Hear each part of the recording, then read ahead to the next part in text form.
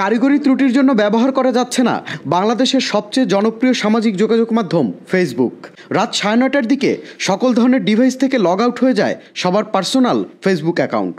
বিশ্বের বিভিন্ন দেশে হঠাৎ করেই বন্ধ ছিল জনপ্রিয় সামাজিক যোগাযোগ মাধ্যম।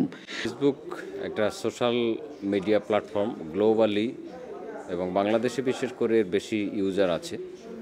তো 9:30 থেকে বা এর আগে থেকেই ফেসবুক হঠাৎ করে সাইন আউট হয়ে গেছে এবং লগ ইন চাচ্ছে, কিন্তু লগ ইন করার পরেও পাসওয়ার্ড দিয়ে নতুন করে লগ ইন করতে গেলেও লগ ইন নিচ্ছে না এখনও পর্যন্ত। এছাড়া ফেসবুকের সাথেই ফেসবুক মেসেঞ্জার জড়িত এবং ফেসবুক মেসেঞ্জারেও সাইন আউট হয়ে গেছে, লগ ইন করতে বলছে।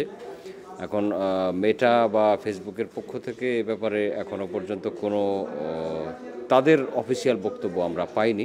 ব্যবহারকারীদের অভিযোগের ভিত্তিতে এমনটাই জানিয়েছেন যুক্তরাজ্য ভিত্তিক গণমাধ্যম ডেইলি মেইল অনলাইন।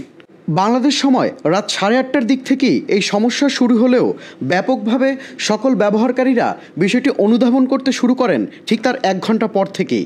যুক্তরাষ্ট্রের ব্যবহারকারীদের অভিযোগের ভিত্তিতে ডেইলি মেইল জানায় ফেসবুকে কিছুই দেখা যাচ্ছে না। ফেসবুক খুলতে গেলে পুরো পেজটি সম্পূর্ণ খালি দেখাচ্ছে। অবশ্যই কিছু ব্যবহারকারীরা বলছেন তারা খালিও পাচ্ছেন না, তবে ফেসবুক চালু করতেই আগের পেজ বা টাইমলাইন আসছে, কিছুতেই সেটা রিফ্রেশ হচ্ছে না। ফেসবুকের এমনটা হতে আমরা এর আগেও দেখেছি, কিন্তু এবার যেভাবে সবার একসাথে ফেসবুক লগ আউট হয়ে যাচ্ছে সেটাতে সবাই হয়তো আতঙ্কিত, কিন্তু আমি মনে করি হয়তো বা ফেসবুক এটা আবার ঠিক করে ফেলবে, তো এটা নিয়ে আতঙ্কিত হওয়ার কিছু নেই। তবে বিশ্বের বিভিন্ন দেশের গ্রাহকরা বলছেন তারা কিছুতেই দেখতে পাচ্ছে না ফেসবুক।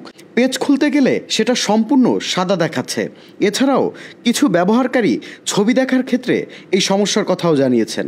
যদিও এখন পর্যন্ত এ বিষয়ে কিছুই জানায়নি ফেসবুক কর্তৃপক্ষ, তবে ধারণা করা হচ্ছে প্রযুক্তিগত কোনো ত্রুটির কারণেই এমনটি হয়ে থাকতে পারে। তবে যারা ফেসবুক ব্যবহার করছে বা ফেসবুক সম্পর্কে জ্ঞান রাখছে তাদের সাথে কথা বলে যেটা আমরা জানতে পারলাম বা বুঝলাম যে পুরো বিষয়টি হচ্ছে কারিগরি ত্রুটি। তবে পুরো বিষয়টি কি ঘটেছিল এমনটি নিশ্চিত হতে আমাদের অপেক্ষায় থাকতে হবে ফেসবুক কর্তৃপক্ষের নোটিশ কিংবা তাদের নির্দেশনা পর্যন্ত। Tanvir Limon, channel I.